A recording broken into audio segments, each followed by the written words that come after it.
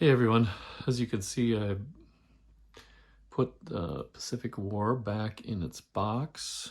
I'm going to take a break from that for a little while. I had an intense couple weeks of playing that, numerous scenarios, including the campaign scenario, Guadalcanal.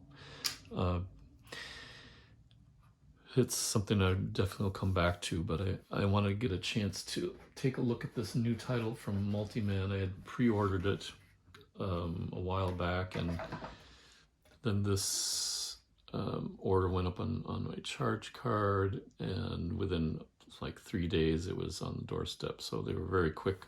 It's one thing about that company. It might take a while for a particular title to come out after it's been on their pre-order list, but when it does, they charge and deliver really, really fast. So if it's ready to go, you don't have to wait too long. The BCS system, I should say this, that I've, in the last, 3 years, I've gone through a big cycle. I don't know how many people do this, but I'm getting to the point where I'm trying to concentrate on some specific systems that I really enjoy, that I think are both fun to play and also interesting in how they attack the realism aspect of what's happening on the board, and how they get close to that and still can be playable, very playable. And games, just like Pacific War, even though it's so different from playing something like this, that some of the decisions that you have to make and some of the planning that you have to make seems right. It seems like it fits. It seems like it makes sense to what commanders would actually have to do in this historical situations. And I think the BCS hits that balance. One thing about it is it's quite different if you've never played it before. I would highly recommend trying. It looks like this one, or let's see, maybe Baptism by Fire is probably the other one that you could start with. It's small and does not have tons of units on the board. That may be the best way to start, because you can really focus on the system and you don't have so many formations to worry about. But it's really quite fun once you learn how to approach things, and you have to kind of get out of that paradigm of the typical hex encounters, ground combat kind of thing that you might be used to, and games with more operational, a little higher up on the operational level, using regiments or divisions and zones of control, and counting factors and trying to get 3-to-1 odds, that kind of thing. That you need to throw all that out the window if you're going to get into the system. So it does take some tinkering. It takes some reading and rereading, which I've done many times. But I have to say that this one thing about Multiman, at least in this system, I'm not sure about like OCS or TCS, but this particular iteration, the things they have in the box are fantastic. This version 2.0 series rules book is the best they've come up with. There's a little bit of fine-tuning that's happened since last Blitzkrieg came out. I think that was the first one in the system, and that's quite a large game, although it has some great smaller scenarios that you can use. But this particular series rules, it's fantastic, and I just love the way they've formatted it, and they understand that it's going to take some people several readings to kind of digest and grok what's going on. But they have great design note, play notes, boxes, a lot of examples of play and particular uses of support and attacks, etc. And this right now is the best manual to have. And what's great is on the Gamers site, which is connected to MMP, they have all this information. You can have all PDFs of everything they have here. This is really a great book to throw in, the support book. This kind of gives you an idea, maybe reading through this before you even go into the main rule book, because it gives a lot of the philosophy behind the way they're doing things here. So this is excellent. The support materials in this box, even though it's a small one, is fantastic. So it's probably worth it just to have that, even though you can get the PDFs of all those. This is a game where you probably, if you pre-ordered it got it at the pre-order price, it's going to be worth it. It's a little bit more pricey now that it's at the full value, but MMP has some sales every once in a while, and if you're patient, besides looking on BGG for sales or on the Facebook gaming game sellers group, if you're on that, if you wait throughout the year, there might be a couple times during the year, especially in the fall or before Christmas, where they have a big sale and you could get it for half price on a number of their games. It just depends. It's a little bit hit or miss, but sometimes it can be some great deals. But I'd highly recommend getting into the system if you haven't tried it already. Just to give you a little bit of idea to set this up, this particular Battle of Luneville, it's a small map. It's only half the map. You can see where the delineation of the borders are. And it's pretty simple. The Germans have to capture this hex, and they have to do it in 2 turns. There's only September 18th, September 19th, that's it. So it's very short, but it's a good way to get into the game and get a feel for this particular game in the series. Just to give you an idea of the setup and what's happening here, the Germans have the 113th Panzer in this area coming down this axis of attack. They've got the where's my headquarters here? The 15th Panzer Grenadier, excuse me, is in this area toward the front, both screening and scouting, and kind of pushing a little bit before the heavy guns come in, the heavy brigades. And then we've got over in this corner, you can see here, the 111th Panzer Brigade is set up to come on and come down this axis of advance towards Luneville. And then the 21st Panzer Brigade is a reinforcement this turn. They can come in anywhere in F. Let's see. Excuse me. I guess this one. and F, either of these two, they're probably going to come on here. This 1/11th isn't quite in range yet for headquarter. Switch this here.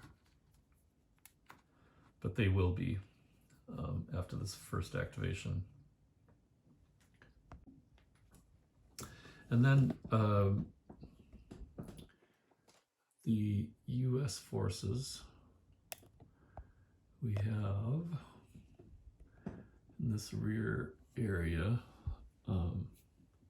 the 4th CCR, these units. We have the 4th CCA is right here. This is as far you can go north. This is a line of supply. This is a supply hex in this scenario, so you can supply through here. And then those two, and then the 2nd Cav, draw back here. 2nd Cav is acting kind of as a screening force. This, and this up here are screening units. And basically what that means, again, if you're unfamiliar with the system, they will affect movement 2 hexes out, or I should say 3 hexes away from this hex. So any German movement within 3 hexes of here is going to cost an extra movement point. And that actually that's a big deal in this particular scenario, because the Germans need to move as fast as they can to get to Lune. And these two definitely are stopping that axis of advance, as well as this one from this direction. If you see 1, 2, 3, it's not going to. This one is not going to affect this row, but these will. So 1, 2, 3, 1, 2, 3. This road cannot be used without costing extra movement points, and that can add up, because if you, let's say you're here and you move to here, already that's an extra movement point, and you're talking 1, 2, 3, 4, 5, 6, 7. That's already 7 extra movement points for any unit going through there. So even if you have a unit like this, get rid of the shadow here. There's 14 movement points. And that's half already. And if you don't get a full activation, you're already talking about having that 14 to 7. So now you're just not going to get very far. So these units have to be pushed back. There's no other way to capture the city hex without doing that. So that's going to be very necessary for the Germans as they take on their activations. I think what I'm going to do is kind of go through the first activation so that you can see how that actually works if you're not familiar with the system. And then after that, probably check in after various activations and show you what happened, instead of going, bit by bit. So I don't want it to be too tedious, but I do want you to see how this works, because it is fascinating. You have to think differently when you're playing this game, this system. So just a word of information. As I said before, it's only 2 turns long. The weather's rolled for every turn. It's pretty simple. 1 to 2 is rain. Let's zoom in so you can see that.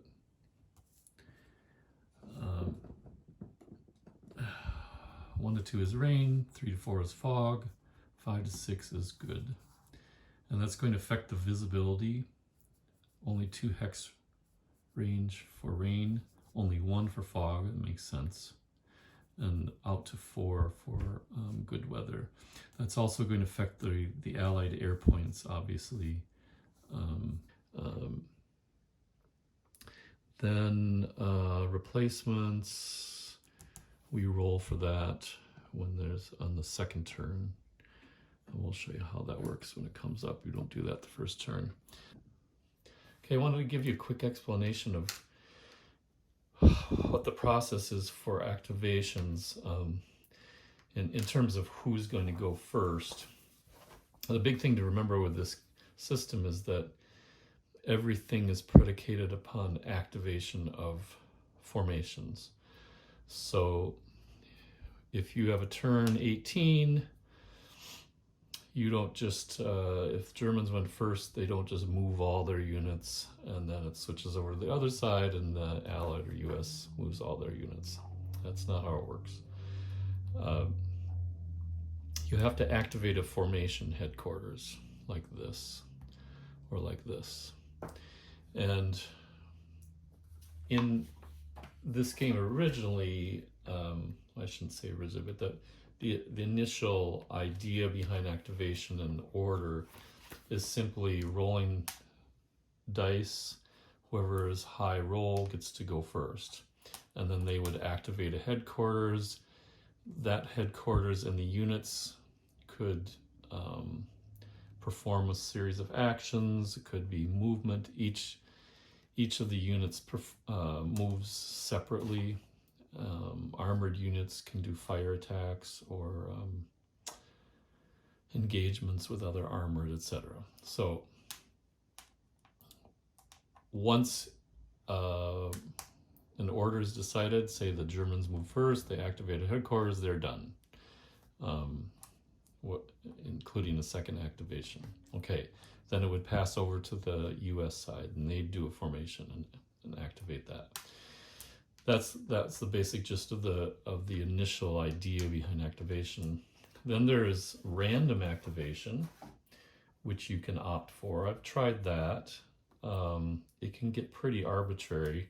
Basically, they give you some counters that represent each of the formations. There are similar games like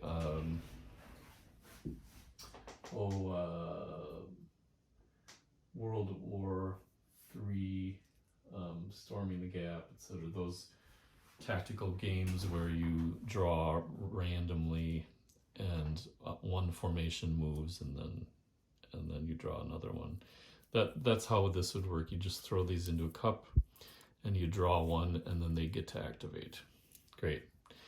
Then there's the modified random where you throw these into a cup again, but you draw 3 out. If I just drew 3 here, random, and I get a German, and a German. Well, in that case, it's pretty easy.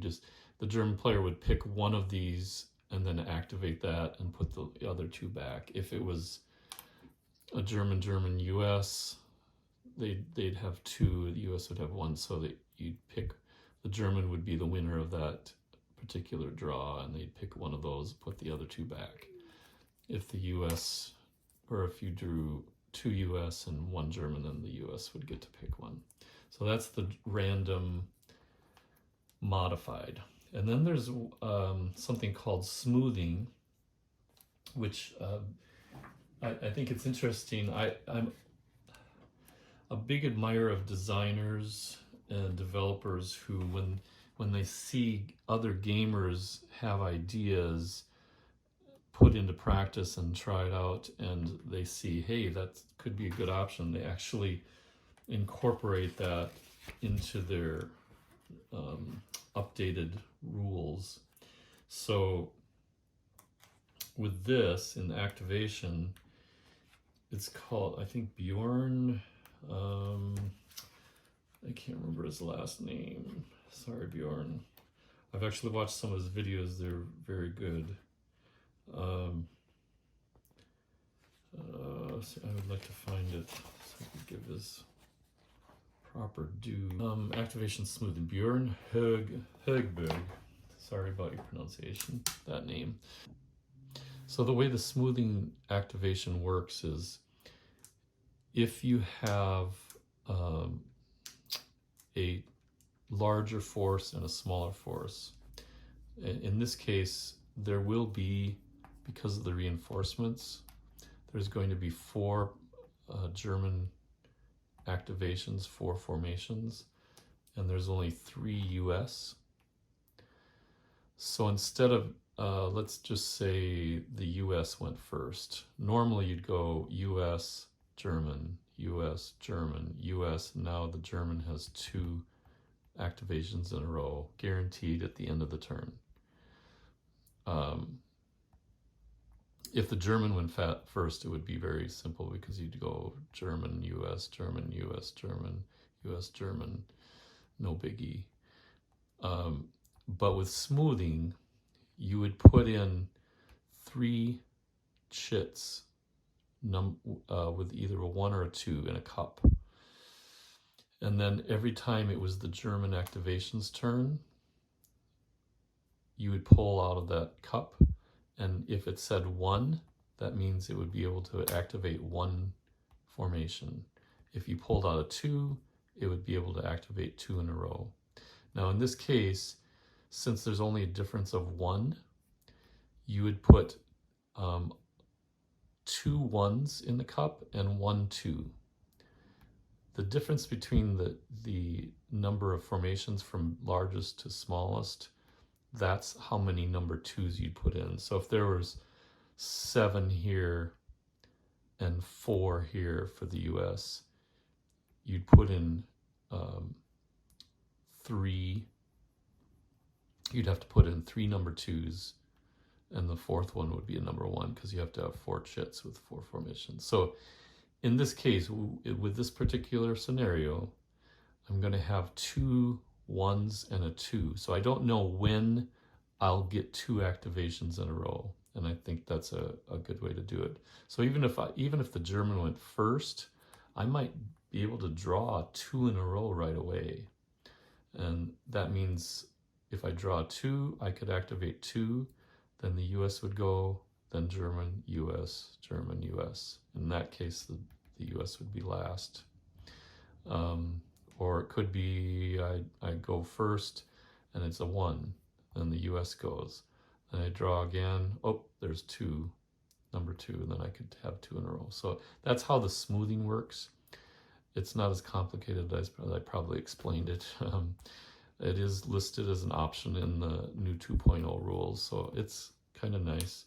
It's obviously you don't need it if you are equal, and if there are only a couple of if there's a difference, say there's 4 German formations and 2 US, you wouldn't need it. You just automatically do 2 activations in a row for the German regardless, because you'd just be putting 2s in the cup anyway. So that's just a quick explanation of how I'm doing the activations in case you get confused by that, or you're probably confused by my explanation, but that's how it works. Okay, as we get started for the first turn, we will do weather. There are no reinforcements. We'll do this step by step here. The weather roll first. It is a 2, and that is rain right here. So traffic ability is poor. We'll show how that comes into play. Range is down to 2 hexes for sight, and air points are not going to be very good. We'll roll for that. 5, no air points. There's also something, I'm going to take this off. There's also something called Bazooka Charlie, which is a guy in an airplane, believe it or not, rigged a bazooka during this battle onto his airplane and takes pot shots at German armored. So I can't use him this turn, but it possibly can come up as we go on to the next turn. So it's rain. Second thing to take care of, apply replacements. We don't get replacements. Prepare reinforcements. We do have reinforcements for the 21st Panzer, and I'm going to start them. We could put the trains, combat trains, and the headquarters here.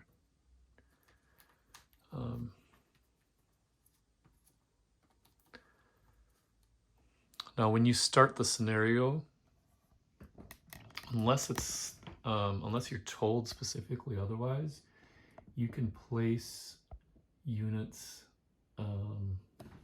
either on their move side or their combat side. I did combat side. The big difference is, if you look here, see the 3, or the 2 and the 3. That 2 is their armor value, and on this side it's only 1, so it's going to be a little more valuable. They're not going to have to move that far in defense, so I just left that.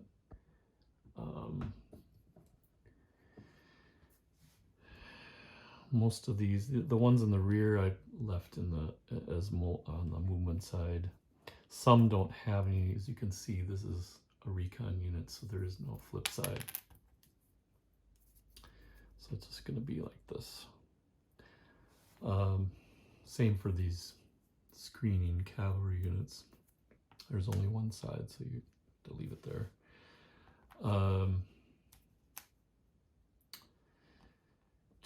We have to roll to see who is first. So whatever the top die roll is, red is German. Okay, US. Well, US is first. Now, one thing I should note, you can see here, I'll pull a counter. Some of these headquarter units already start used. This is considered the used side. It means they've already done, oops, sorry about that. They've already been considered to do 1 activation. So in order to activate that one, I'd have to roll a 3 or higher in order to activate.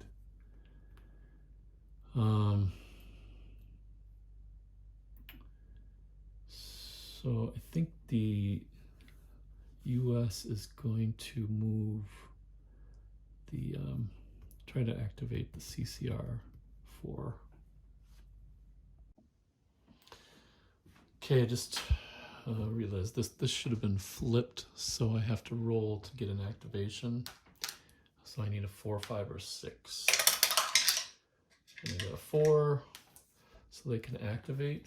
And now you have to roll to see their snafu, which gives you an idea of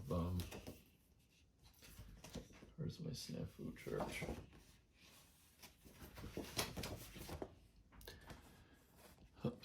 Here's the table modifiers. I have to subtract 2 because it's at 2 fatigue level. The blob is okay.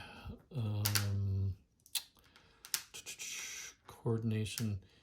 I don't have a coordination marker. Yeah, I don't think I have to place one, but there's going to be a crossing of the streams. But MSR is complete. It is optimal distance because it's in the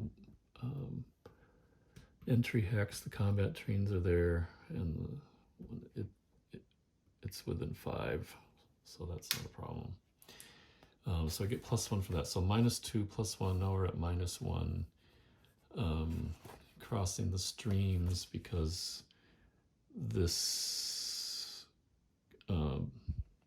has to use the same road, and they are not buddies. In this scenario, these two formations are buddies, so they can cross streams, but this one is not, so that's -1. And -2 for trafficability, so that's 1, 2, 3, I'm at -4. You roll 2 dice, and I got an 8. -4 is 4, so I get a partial. Now that means I can only move half movement, and I can place 1 objective marker, which I do want to do because I want to, let's zoom in here so you can see what's happening just slightly.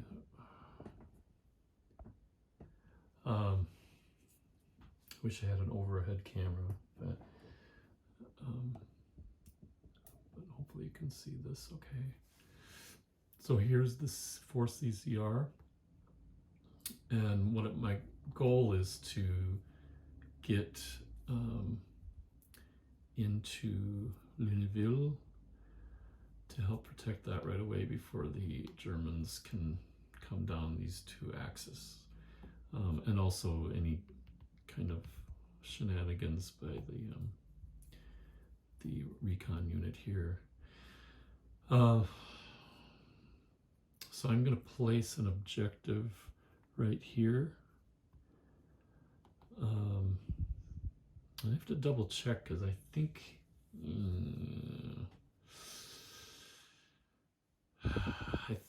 that I consider I'm already owning Lune ville, so I shouldn't have to put an objective right on the victory marker.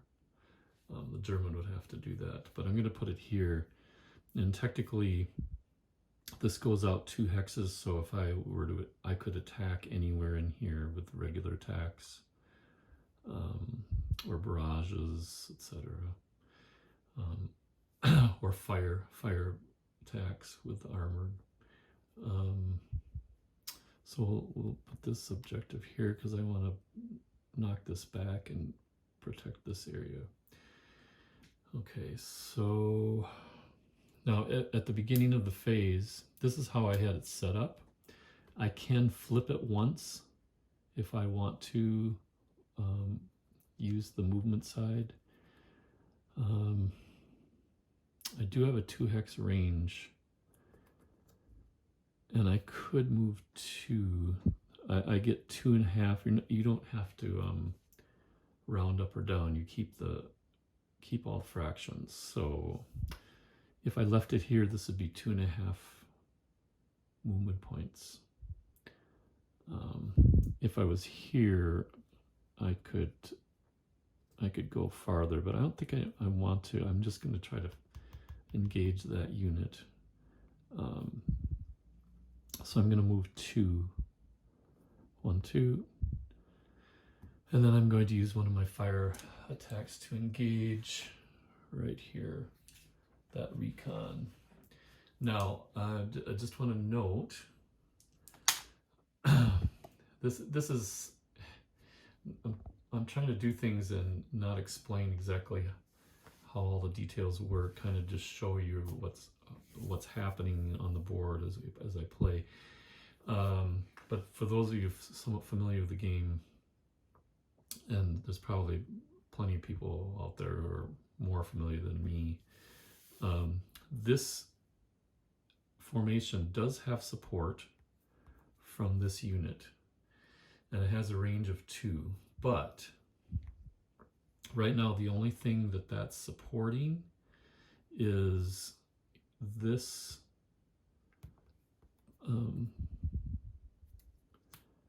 and this Pioneer unit,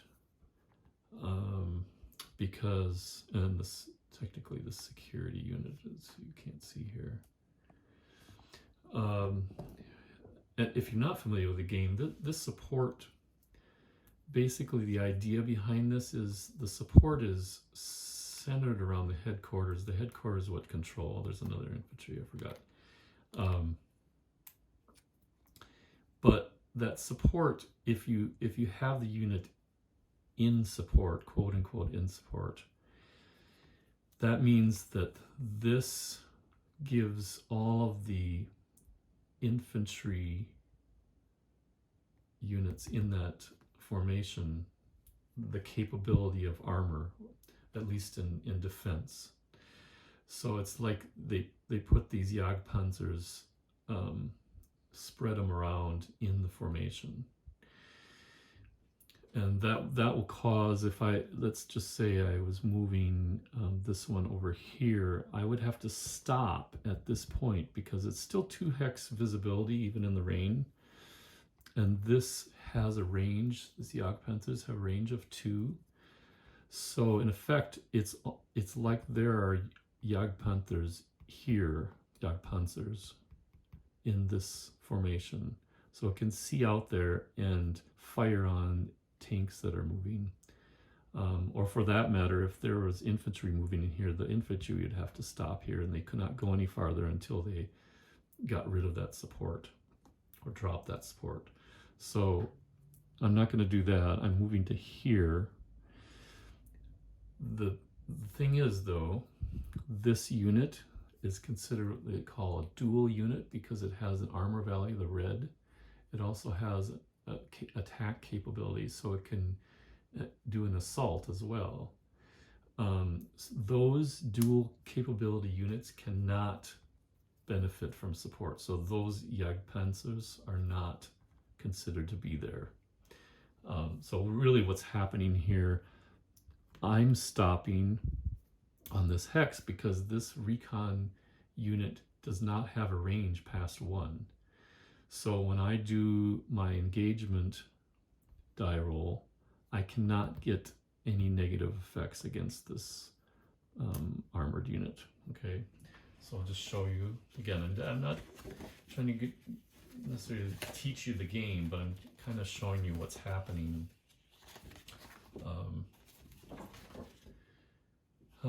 So we look on the engagement table. This is specifically for AV units versus other AV, including AV units that are in support. So it would come into effect if I was trying to drop support from one of these outer units, get rid of this temporarily at least.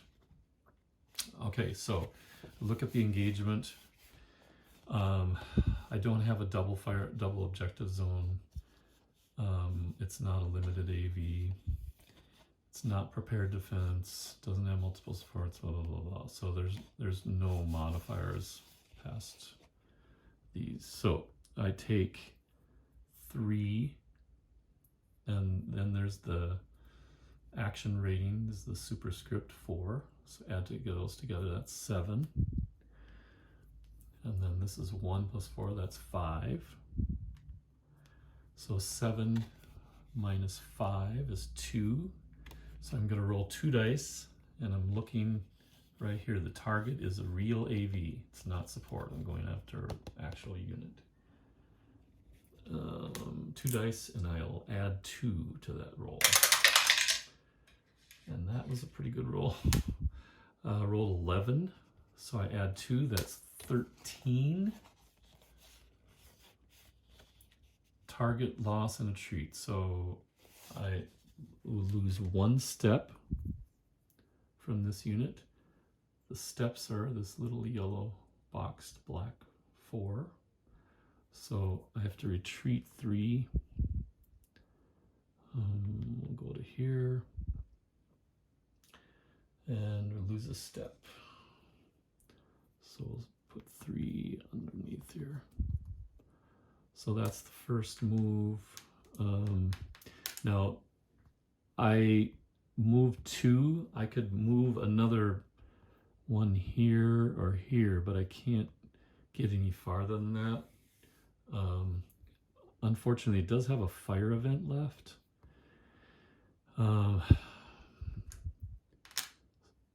But I can't really do anything with it because they're out of range. I can't move to this hex. If I could move to here, I could try to drop support against this unit, but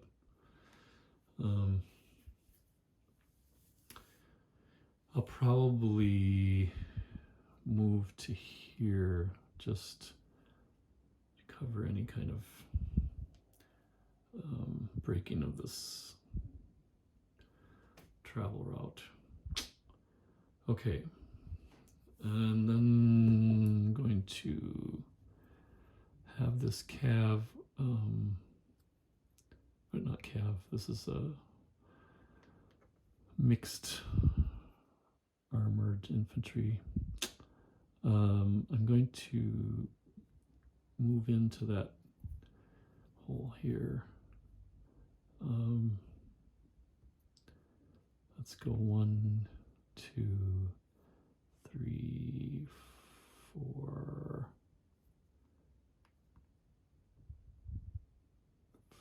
5. I'll stay. I think the farther the better. And then we're going to move this 1, 2, 3, 4. I think I can do. Ooh, that's a.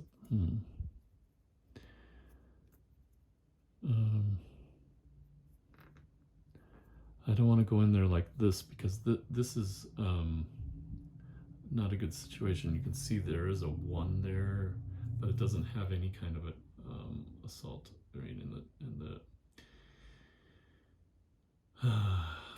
it's not a good position to be in.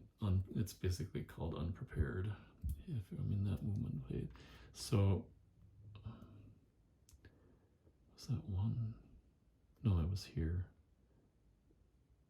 1. I don't think that they get to.